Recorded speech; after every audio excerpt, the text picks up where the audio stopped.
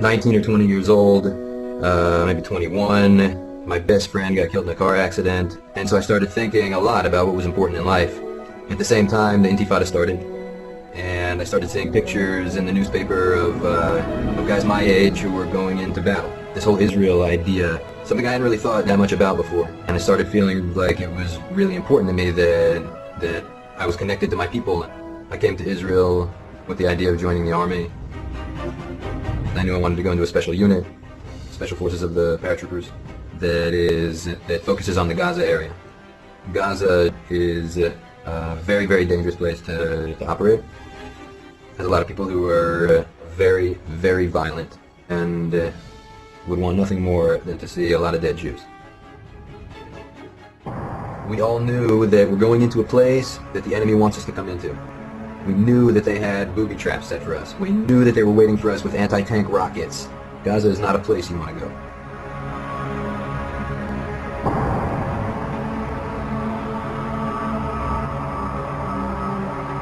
Hundreds of soldiers all around us, and we're all getting ready to go inside, and tanks driving by, and chaos. 15 minutes, be ready to move out. Have your gear on you, paint your face, everything, you're ready to go. There's this line of soldiers, like as far as you can see, walking toward the border of Gaza. You get up to a certain point, and there's some soldiers standing on either side of the road, and they're asking each person who goes by, do you have your dog tags? I'm like, no, I don't have my dog tags.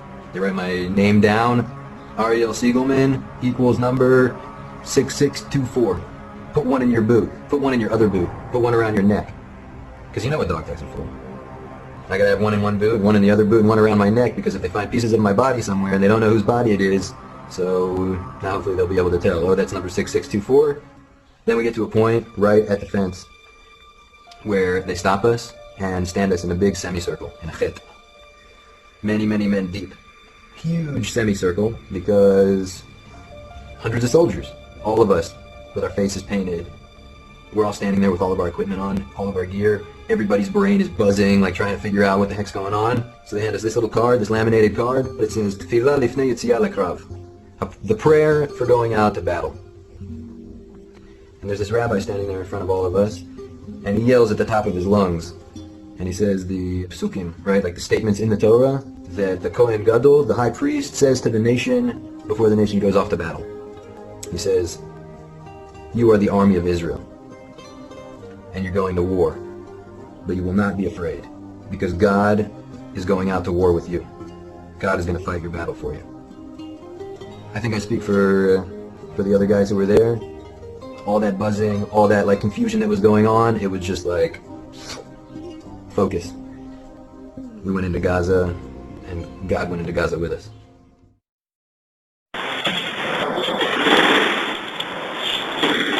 It was like walking into hell. The world is full of explosions. The world is full of smoke. I mean, it was war. We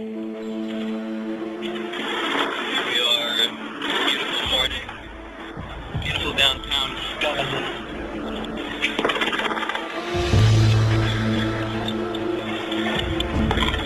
I would not have been surprised if there were dozens of dead men. And I see a whole bunch of armored personnel carriers and tanks with their hatches open. And I think, like, man, how many guys got it? And as I'm going by, I'm kind of glancing inside to look for the blood. So I see my officer and I ask him, how many of us got hurt? How many people got killed? He said, well, nobody. Nobody got killed. And I'm like, in all of that shooting, and all of those explosions, and all of that stuff that was going on around us, nobody got killed? One guy got injured. A chunk of concrete comes flying out of the house and hits this guy, tears the arm of his uniform, and when I saw the medic taking care of him, he was using a baby wipe. That was the injury in our unit in the Gaza war. When we walked out of Gaza, as the sun peeked up over the horizon, there was this huge double rainbow in the sky, with military vehicles, tanks driving by, and there's this euphoric feeling of knowing that, okay, so far, man, I survived. And for a moment, for a couple of minutes, everybody stopped. And all these guys are like looking at the sky. I'm telling you, people felt it. The whole time we were in there, we felt it like, what is going on? How come the bullets aren't hitting us? How come the explosions aren't getting us? How come the tripwires, we see them? Everyone, how come we find everything? It doesn't seem right. Something's not right here.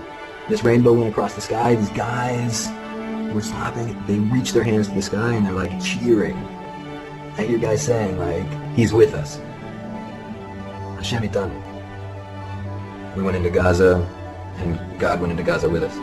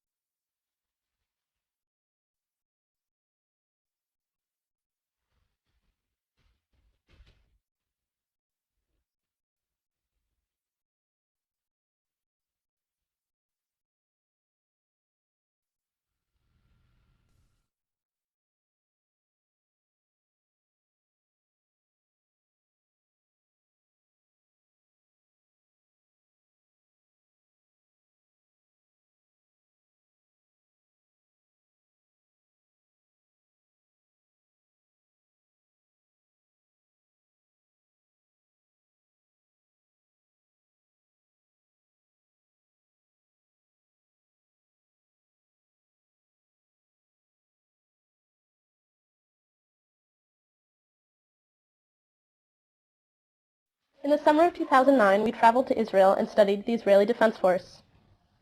The IDF is a multifaceted defense force. Comprised of over 176,000 active personnel, the IDF has the 34th largest standing army. It has one of the strongest codes of conduct of any army in the world. In addition to protecting the land of Israel, the IDF takes on humanitarian projects, such as instigating the 1984 program to airlift thousands of Jews out of Ethiopia, or recently setting up a field hospital in Haiti to help earthquake victims. We wanted to investigate the media's portrayal of the IDF. What we found was in stark contrast to the media's depiction, and we became intrigued by this media bias. We are a moral people, and sometimes when the media shows us some photographs or some movies that might seem very harsh and difficult, and you don't understand what made them do those horrible actions that you might see, but sometimes TV may be very deceptive. אנחנו פה לא סתם בשביל לבצע פשעי מלחמה כמו שאנשים רוצים להגיד ולעשות סבל לעם הפלסטיני. אנחנו פה כי א' כל זה המדינה שלנו, ככה אנחנו מאמינים. בסופו של דבר כל פעולה אם זה של צה"ל ואם זה של הממשלה זה אך ורק למען ביטחון המדינה, שזה הדבר שבשבילו אנחנו גם נמצאים פה חיילי צבא הגנה לישראל. David then gave us an example of the lengths the army went to prevent unnecessary loss of life during the 2009 conflict in Gaza.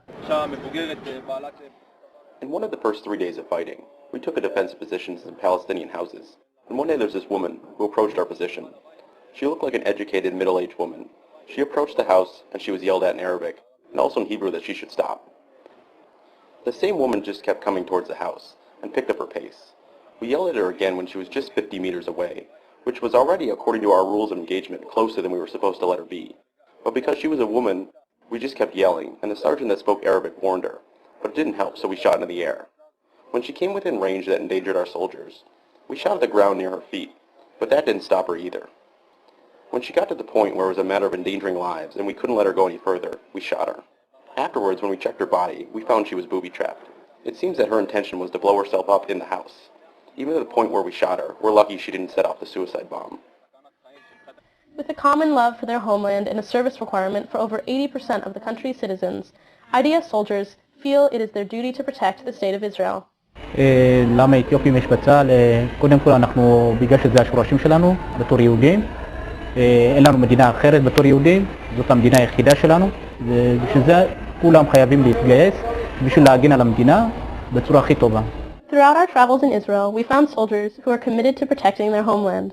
They were nothing like the stereotypical soldiers reflected by the media, as they told us again and again of their love for their country and the steps they take to be a professional and humane army. We do it for also our own sake, but we're also saving ourselves. We're not killing anybody for no reason or just because we have a gun and they don't. We're doing it because we're moral people and we're saving ourselves and we're taking care of ourselves because we want to survive. This is our country and we have to take care of it. And this is the only place that we have got. שזה באמת זכות גדולה לשרת בצבא הישראלי, זה הצבא הכי טוב והכי הוגן שיכול להיות, באמת הכי אנושי. In the end, what we found was in stark contrast to the media's depiction. We were proud of the sacrifices, the morality, and the compassion we saw in the Israeli soldiers we met. We could not forget that these soldiers were just a few months older than we were, yet their teenage years will be marked by something none of us have experienced firsthand, hostility and war. Our encounter with the IDF soldiers was a life-altering experience for us. And I want to come make Aliyah and join the army.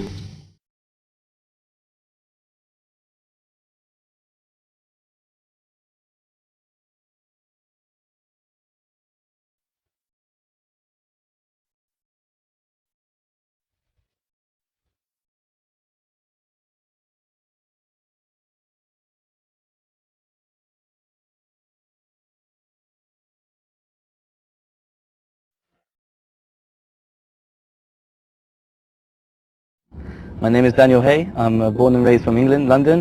I'm now serving in the paratroopers unit in Battalion 890. My name is Zina Milstein. I'm 19 years old. I was born and raised in New York. I now live in Israel and I serve as a sniper instructor in the IDF.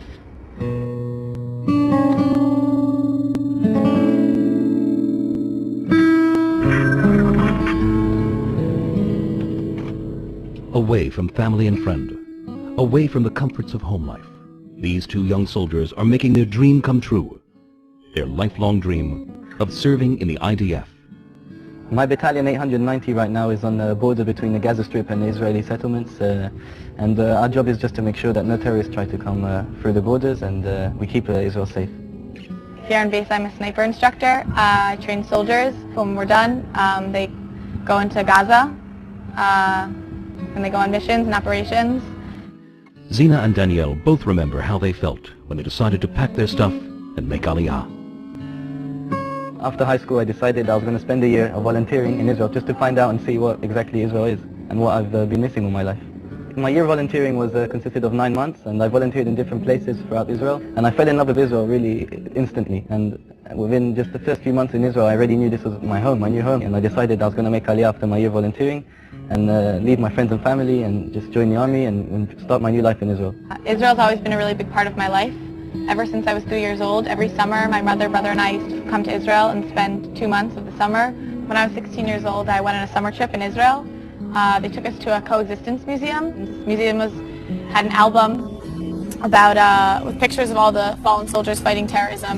My counselor, who was only 2 years older than me, opened the book, and on the first page, she saw 3 friends of hers that had died. At that moment, I knew, that's it. I have to come here and I have to make Aliyah. Why them and not me? Why should they sit on the borders and guard my home? This is my home, and this is the home of every Jew. I called my parents up one day in London from Israel, and I told them, Mom, Dad, I think I've got a new home. So the second I got back from Israel, I said, that's it, I'm going to the army, I'm going to make Aliyah. And everyone was kind of like, yeah, we'll see, And then it finally got to the end of my senior year when I said, all right, let's go buy this ticket, let's go, let's do it. And everyone was kind of like, wait a minute, you're really going? And that was that. Neither Danielle nor Zina had any hesitation when deciding how they could best maximize their service in the IDF. The reason that I decided to have a more combat job instead of be a secretary or work at a desk in intelligence or wherever was because I really wanted to feel like I was in the army, and I didn't leave my entire life behind to sit and make coffees for somebody. So I decided let's do it with all our muscles and all our might. I wanted to make the most. I wanted to get as far as I could, and even though it really is difficult and it's really hard to be in a paratroopers unit, and all the training that we went through, the 8 months of training, including the jumping off planes, it was a really amazing experience and it was really difficult. But I'm really happy I did it, and the reason why I chose to do it is because I really felt like I could make the most out of myself and get as far as I could. I have no doubt in my mind that everything I did, I would do it over again 1,000,000 times. This was the best decision I've ever made in my entire life. This has made me a completely different person. It's made me independent, it's made me strong, it's made me responsible. I don't regret making Aliyah, I don't regret joining the army. I'm really happy where I am right now. I'm happy that I'm serving the country. I'm happy that I'm in Israel, and I'm happy that I have a new life in Israel. Both of these brave young people strongly believe that Israel is a place for all Jews and that they must serve to protect her.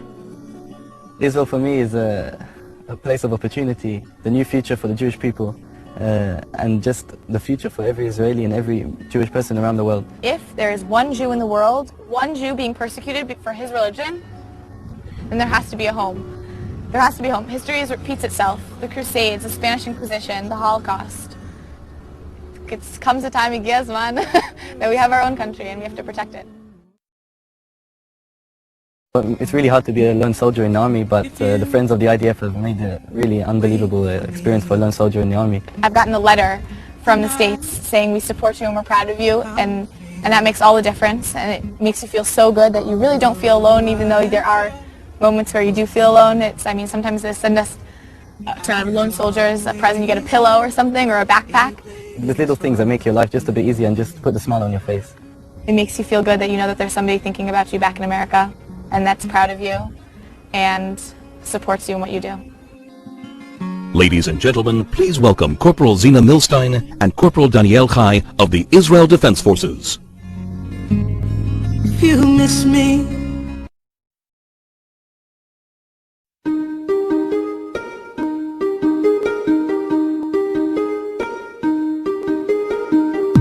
anoche tuve la impresión de que el espejo repitió tu voz y no me pude levantar a comprobar si era verdad o no. Lo tengo que dejar, no puedo más. Sé que no entiendo la razón, ya no sé ni hacia dónde voy. No puedo más. Dime tú dónde está el error, porque sin ti yo no estoy mejor. Así no aguanto un día más. más. Volvamos a empezar.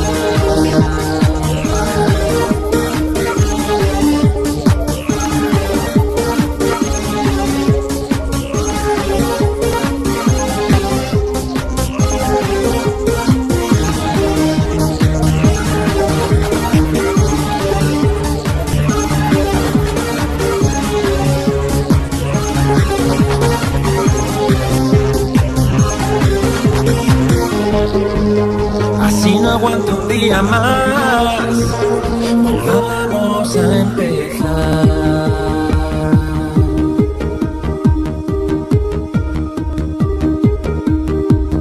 Hoy de nuevo otra sesión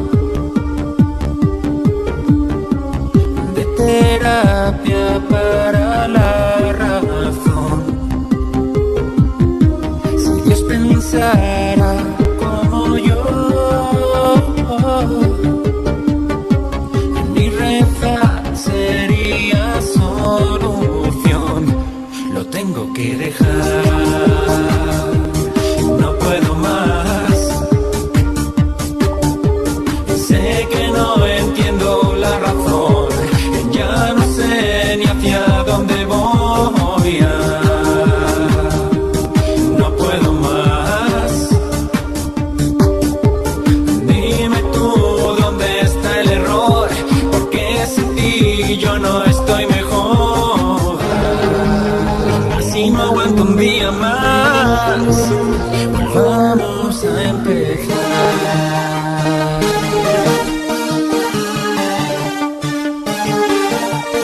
Dime tú dónde está el error, porque sin ti yo no estoy mejor. No puedo más. Sé que no entiendo la razón, ya no sé ni hacia dónde voy. No puedo más. Dime tú dónde está el error, porque sin ti yo no estoy mejor.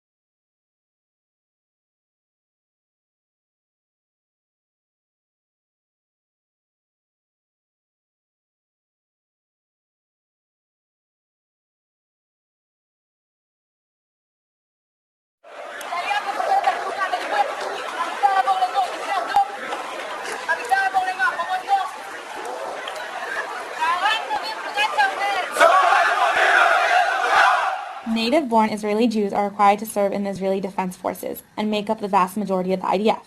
But who are the rest?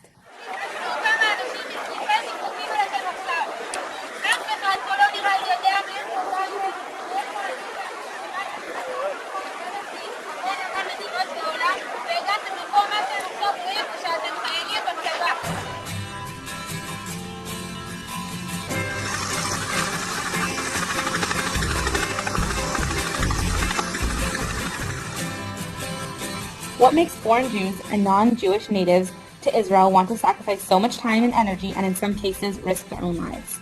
We have Israel. It's a pretty amazing and special country, and unfortunately it needs an army in order to survive. So if I want Israel to continue existing for future generations, I have to do my part to help defend it. We are kind of a light in the Middle East. We are a very unique democratic country in this area. We are 5.5 million Jews surrounded by 600 million Muslims. Most of them hate the West. I've always wanted to defend this country. It's my country. I feel more connected here than I ever did in America. And I came here to grow as a person, and I came here to defend the Jewish people. Even though Israel is a Jewish country, not only Jews serve in the IDF.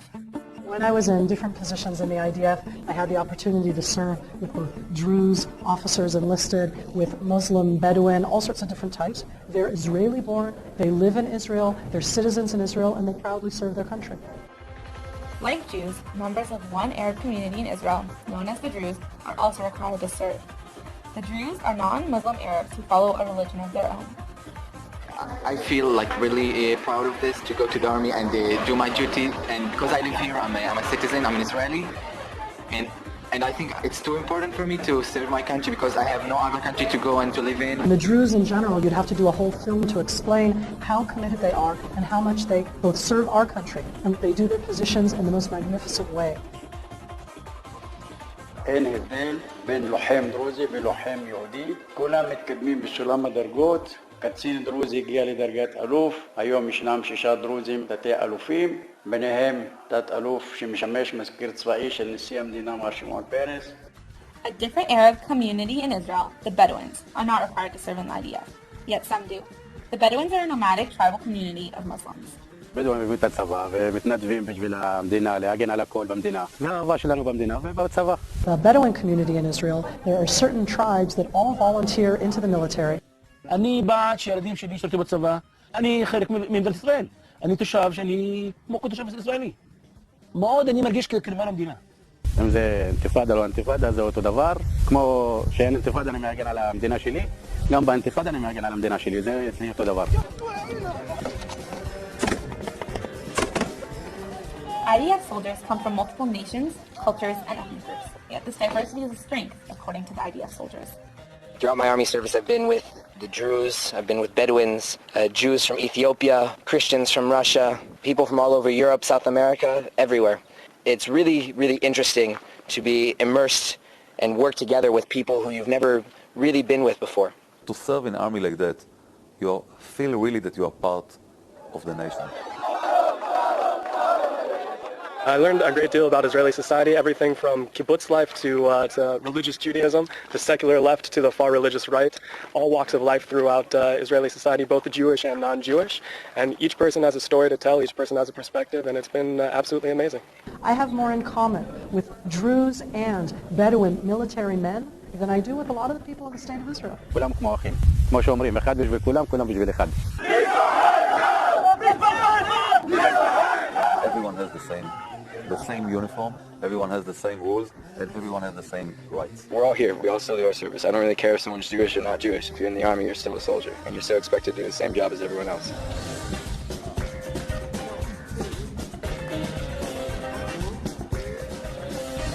Millions of personal connections are what make Israel a special place. Although protecting Israel is not always an easy task, it is one that people from all walks of life feel compelled to do. If I was going to convince somebody back home to join the army here in Israel, I would say that it is an amazing and rewarding experience, and it'll help you grow as a person. I learned things about myself that I couldn't do before. I've changed as a person. I've matured, and couldn't be happier. To serve in the army, it's a very, very unique opportunity that you can be a part of something much bigger than you. There are a lot of times when you think it might not have been the right decision, but at the end of the day, when you're looking back at it, I couldn't have imagined making another decision or being happier with how my life has turned out.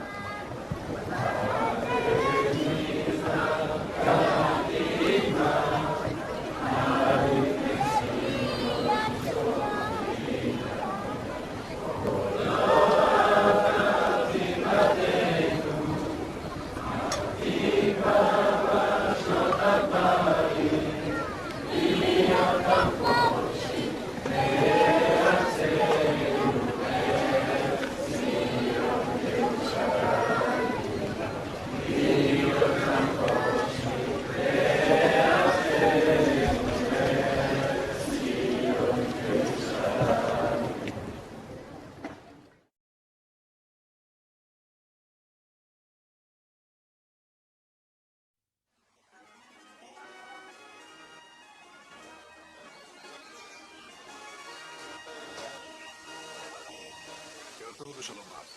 שרי החוץ של ארצות הברית וברית המועצות דנו היום בוושינגטון בשאלת יהודי ברית המועצות.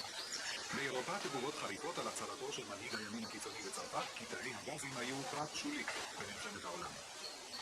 3 חיילי צה"ל מחטיבת גבעתי נהרגו ו4 נפצעו בהיתקלות שהייתה אמש עם חוליית מחבלים. המחבלים היו בדרכם לבצע פיגוע מיקוח בישראל. ההרוגים הם סרן רונן ישי וייסמן ממושב מסלול בנגב, סגן אלכסנדר זינגר מקיבוץ עין צורים בשפלה.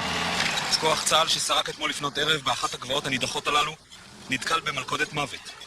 מחבלים המתינו לכוח עד שהגיע בשלמותו למקום. המפגש בין המחבלים לבין כוח צה"ל התנהל מטווחים קצרים ולאורך זמן רב. בקרוזים שנסעו איתם המחבלים הפרו-סוריים הם מדברים על מלחמה בישות הציונית הכובשת בדרום לבנון.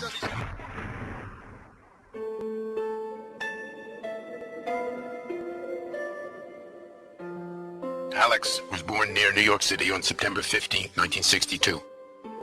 His one-year-old brother is Saul, and his two younger brothers are Daniel and Benji. In 1973, the family went to Israel, intending to stay for only 1 year, but remaining for 4. During that time, Alex became a bar mitzvah at the Western Wall. He attended schools in Jerusalem. In the last year, together with Saul, he lived at Kibbutz Kisufim. In 1977, the whole family returned to the Washington, D.C. area. In 1980, Alex entered Cornell University, where he put together a program in Jewish and Russian studies. And during 2 of his summers, attending the Brandeis Bardeen Collegiate Institute in California, he discovered how well Judaism expressed his idealism. While studying at the London School of Economics in 1982-83, Alex traveled in Europe, following the trail of Jewish history. He was enchanted with Spain, its glorious past and present landscapes. He made a short trip to the Soviet Union to meet Jewish refuseniks, those brave Jews whose request to leave for Israel had been denied by the Soviets, causing them to live in poverty and anxiety. Alex made Aliyah on the last day of 1984 and was drafted into the Israeli army 6 weeks later, where he volunteered for the paratroops and later became an officer.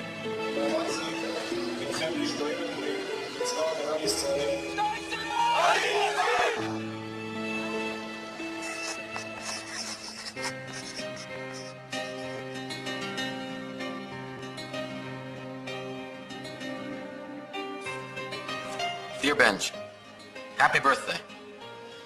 If you decide to make something new, the key is to make your activity something that you are not doing for yourself, to find something that you can do for others. This sounds very, very odd, but it is true.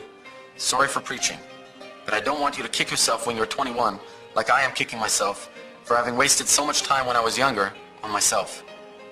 Love, Alex. February 3rd, 1985. Dear Mom and Dad, just got off the phone with you, just to show you that talking doesn't make me less likely to write. It's Monday now. I'll be a soldier in 7 hours. I'm not worried, so you shouldn't. Dear Saul, today is Sunday. The Shabbat, which ended yesterday evening, was the first I've spent on an Orthodox kibbutz. You have to be here for one before you can appreciate the beauty of a community of hundreds of people working together for 6 days and then resting together and making the 7th holy rather than merely workless.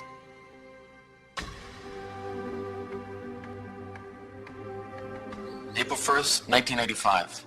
Dear Daniel, now things are less rosy and I'm not grinning. My body is deteriorating again. But more than the physical problems are the problems I have when I have too much time to think. I tell myself that I'm in the wrong place, that I will never feel part of my platoon, that I can't picture anyone in my platoon as a good friend, that I don't want to serve in the paratroop battalion, etc., etc. A lot of that indecision comes from the fact that my presence in the army is voluntary, unlike that of the Sabra soldiers. This means that I spend time thinking whether I made the right choice. Stupid thing to do, but I did it anyway. Every letter from Dad and Sol is painful, as well as happy for me, because both write of things which I miss doing, and I know I could do well. Love, Alex. April 4th, 1985. Sanur. Dear family, today we leave the dream world of the training camp and return to the real army of little sleep and many lineups. The morning sun came up and lit the hills here at Sanur beautifully. I wish you could see this place. I even had a chance to do a couple of sketches. April 17th, 1985. Dear Grandma Jean, the army is hard on me, but I think it will get better. The hills right around the base are sensual with their curves and crevices, and everything should move at a pace which is closer sync with the hills. But whenever we enter the hills, we move like Marines and snort and pant and sweat when we should be lying under an olive tree, drawing and sleeping.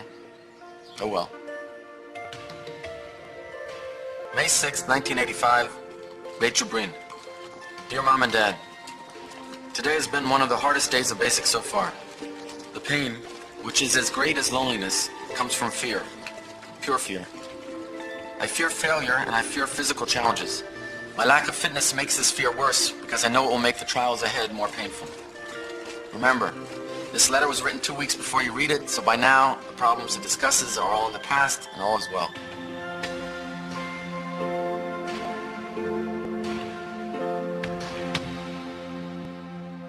Beit Lead, June 14th, 1985.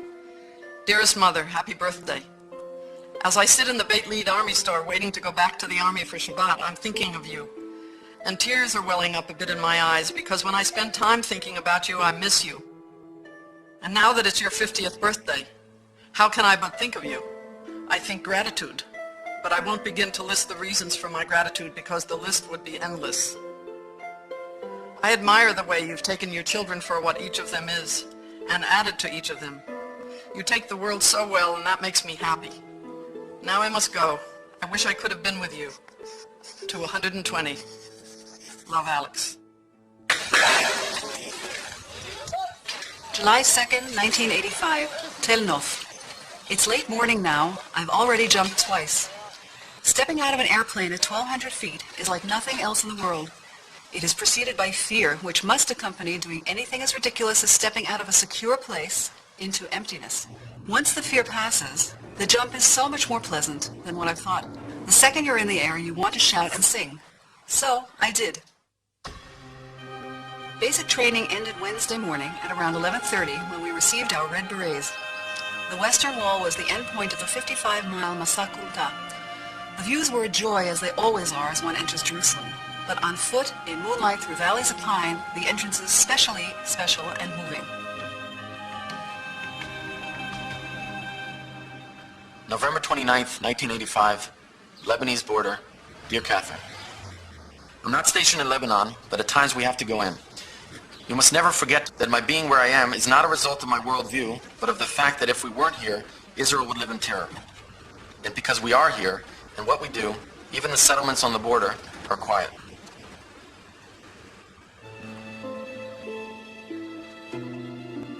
When I guard at sunrise, and the snow-capped Hermon turns to pink, the sky to every shade of purple, and the Muezzin calls the faithful to prayer in the village below, and I'm warm because the heater's working, and I'm singing to myself because beauty makes me want to sing. Then the moment takes me away from the trials of the army, and I'm at peace, and I know you would like to see it. Ides of March, 1986, Dear Saul. Your Africa letter reminded me of my feeling last week in Shem, and earlier in Lebanon, when I found out that our interrogation methods are more brutal than I would admit to journalists. The reason for unfairness must never be forgotten by those being unfair, or they get carried away. I wish you were here. I've lots of things troubling me which I'd like to talk out with you. I feel very much alone tonight. I need to find a girlfriend who is incredibly beautiful and sexy, doesn't spend too much time thinking of how to please me. Right. Love, Alex.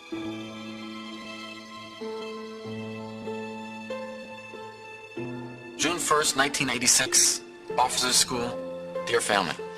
In just 1 month I was supposed to be getting out of the Army, but I'm here in the middle of nowhere. Only this nowhere belongs to the IDF Officers School. As it becomes quickly too dark to write, I enjoy the calm of the falling darkness, the calm of the silence but for the wind, the calm of knowing a hard day is behind me and I can rest.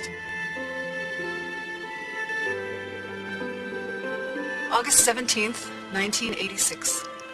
Once in a while, as I progress toward the course's end, I feel a pang of fear. Today I felt such fear.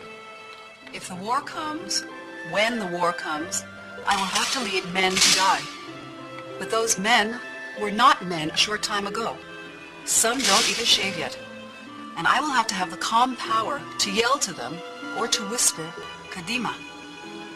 And I will have to have the calm power to step forward myself. December 20th, 1986, Dear Catherine. There are many things about this country which I truly hate. There's a long list. But because I see the place as my home, I don't pile the cons on one side of the scale and the pros on the other and come to a conclusion whether it was worth staying here. This country is my home emotionally, religiously, and in any other way except the location of my family. Home is home, and it will take more than irritations to force me to leave.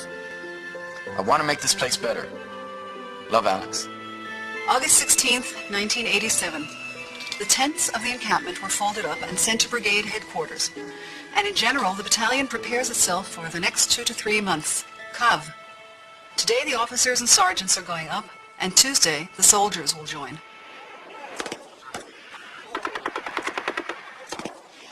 Last letter, unfinished. September 13th, 1987. Dear Harold,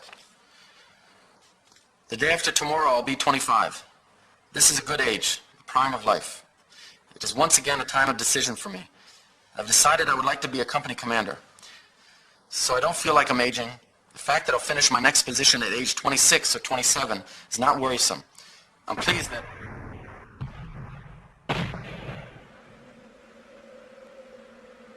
Serving as a Givati platoon commander, Alex was killed on Haldov in the security zone of Lebanon on his 25th birthday, September 15th, 1987.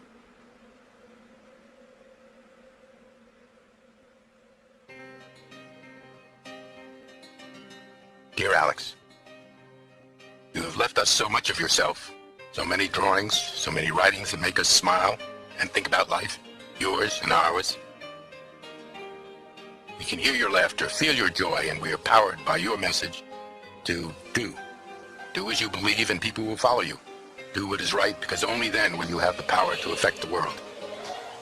We and Saul, Daniel, and Benji, together now in Israel, are all trying to make you proud of how we build our lives. Love, Mom and Dad.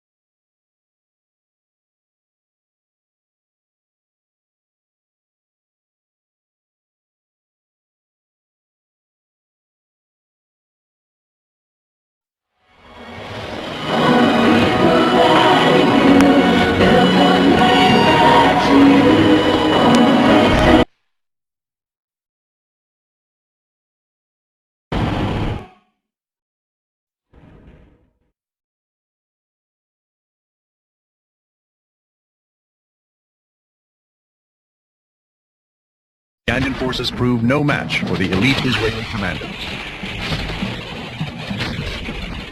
Ugandan guards fire bursts from the control tower, and Yoni's unit advances on them.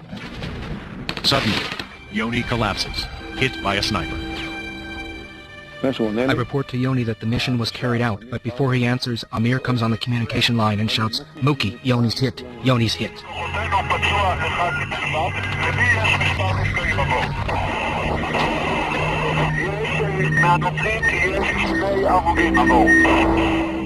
Still under attack from the tower, the soldiers form a protective corridor for the hostages.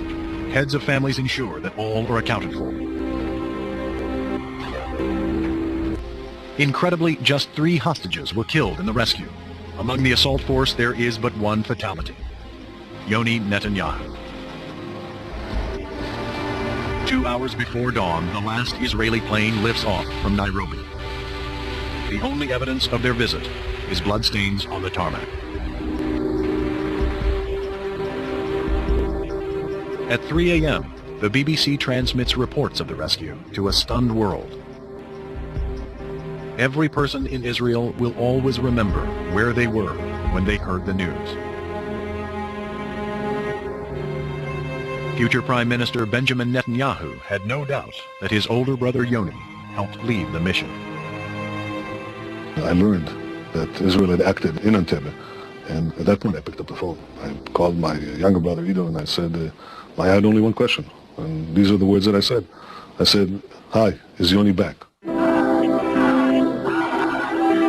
Joyous Israelis take to the streets, waving wildly to the planes passing overhead. A tumultuous crowd gathers at Lod Airport to welcome home the returning heroes.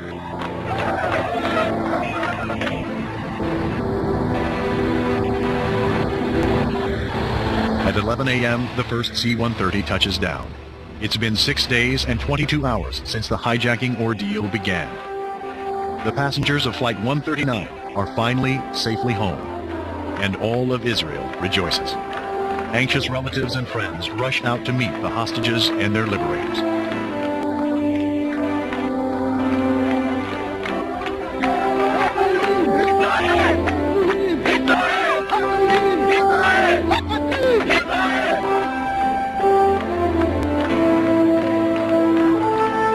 The elation of the hostages is tempered by the expression of the men who had saved their lives. We asked the soldiers, "Why do you look sad?" We told them, "You've done one of the most heroic deeds in military history, which will probably be studied in military academies for many, many years." And they said, "Yes, but our leader was killed." United in joy and sorrow, Israelis joined hands to mourn the loss of Yoni Netanyahu. In his honor, the mission would later be renamed Mivitza Yehonatan, Operation Jonathan.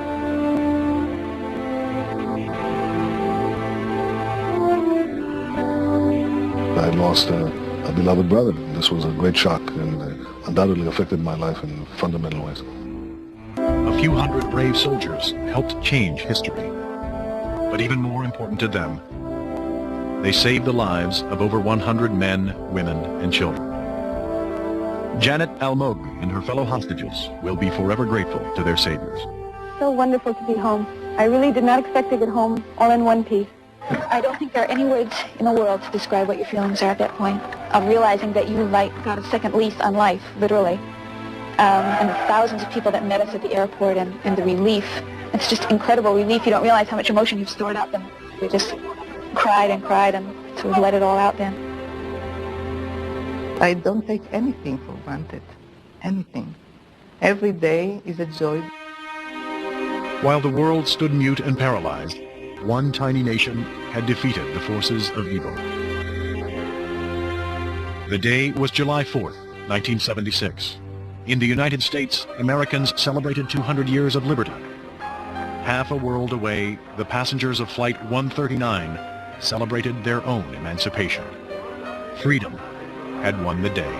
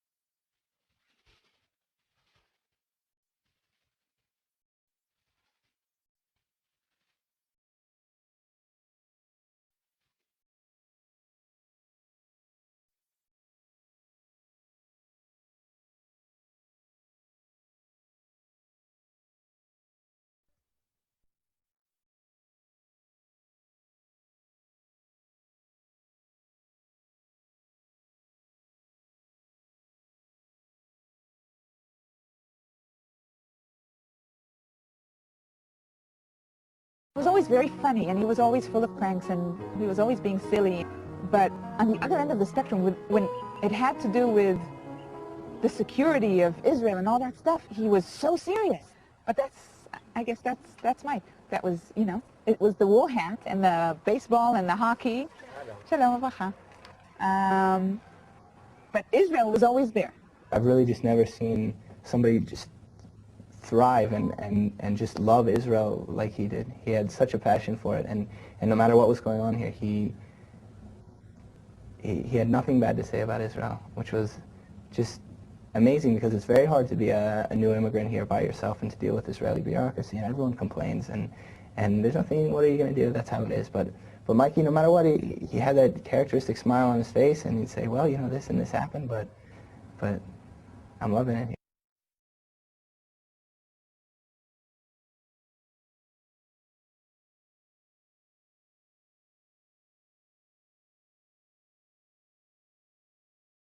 Last thing Michael said to us, he says, don't worry about me. He says, I'm going to exactly where I want to go.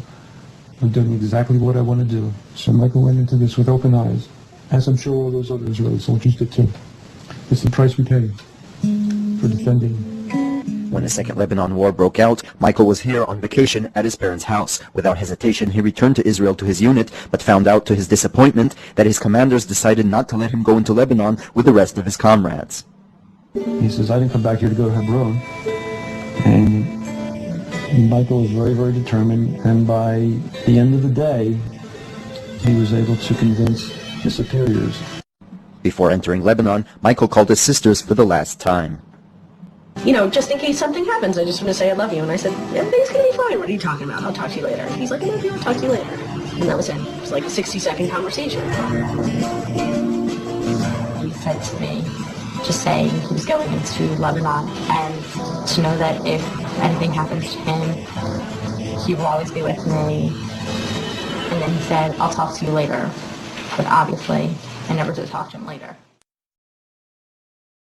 It's a dream come true, something I've wanted since I was a little kid. It's something no words could describe what it means. Michael's desire to defend the land of Israel. My father was a decorated combat veteran of the Second World War, and Michael was named after him. Michael's Hebrew name was Melech, which means king in Hebrew. In high school, Michael went to Israel with several of his friends from Council Rock High School, and I really think that was the changing point for Michael. He was in love with the land, he was in love with the people. I remember the first day he came to me and said, I must tell you, after the year of Nativ, I'm going to join the Israeli army. For someone to come at the first day of the program and to declare and say, make a statement, I'm coming back to Israel to serve in the Israeli army, was really an exceptional thing. My papers are done. I'm making Aliyah to Israel. I'm leaving. He had been waiting weeks, even months, for his admission papers, which never came. So he decided to take matters into his own hands, went down to the admissions building, tried to gain entrance through the front door. He was stopped by 2 armed guards, said to him, papers? He said, I have no papers, that's why I'm here. So he walked around the back of the building. He looked up at the second floor and saw a window open about 3 or 4 inches. So being at the back of the building, he found a dumpster that he pushed across the way against the building. He climbed on the dumpster, climbed up the bars of the first floor window, pushed the window open, tumbled into the men's room on the second floor of the building, found the appropriate office, walked in. The man says, next. Michael sits down. He says, papers. Michael says, I don't have any papers. He says, son, you can't get through the front door of this building unless you have papers. Michael said, what makes you think I came through the front door? And he told him the story of how he got in. And the man said to him, I've been here about 20 years. You're the first person to actually break into this building to get into the army. He says, sit down. We'll fill out your papers. It's a dream come true, something I've wanted since I was a little kid. It's something no words could describe what it means to me. He's a good one. I saw him training. I know. He's working very, very hard, and I'm... Michael just took his keep off his head and he said, here, take mine. Put it on, this is my throw. He looked at me and said, all right, you ready now? I said, yeah, I'm ready. I give it back to him, put it on his head.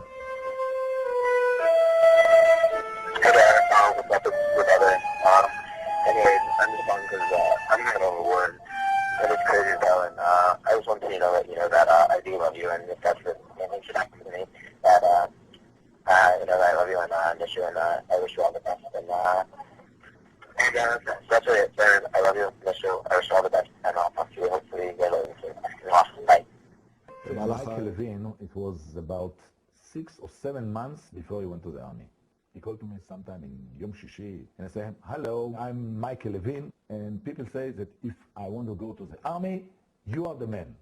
Listen, Mike, I don't know you.